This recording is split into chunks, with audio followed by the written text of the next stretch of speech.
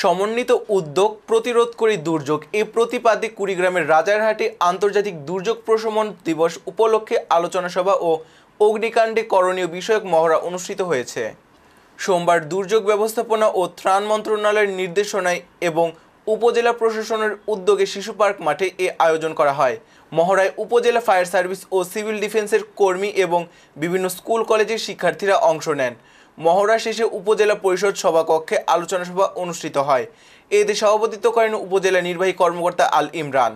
উপজেলা প্রকল্প বাস্তবায়ন কর্মকর্তা আসাদুজ্জামানের সঞ্চালনায় অনুষ্ঠানে আরও উপস্থিত ছিলেন রাজারহাট থানার ভারপ্রাপ্ত কর্মকর্তা নাজমুল ইসলাম, উপজেলা বিএনপির ভারপ্রাপ্ত আহ্বায়ক অ্যাডভোকেট শফিকুল ইসলাম, উপজেলা জামায়াতের আমির মাওলানা কফিল উদ্দিন, উপজেলা কৃষি কর্মকর্তা সাইফুন্নাহার সাথী, মৎস্য কর্মকর্তা এমদাদুল হক, পল্লী উন্নয়ন কর্মকর্তা উজ্জ্বল কুমার রায়, উপজেলা প্রকৌশলী আব্দুর রশিদ মণ্ডল, উপজেলা academic supervisor Ayesha Siddika, Rajarhat fire service ও সিভিল ডিফেন্স স্টেশনের কর্মকর্তা আবু তাহের, রাজারহাট সাংবাদিক ফোরামের সদস্য সচিব সোহেল রানা সহ স্থানীয় প্রিন্ট ও ইলেকট্রনিক মিডিয়ার সাংবাদিকরা।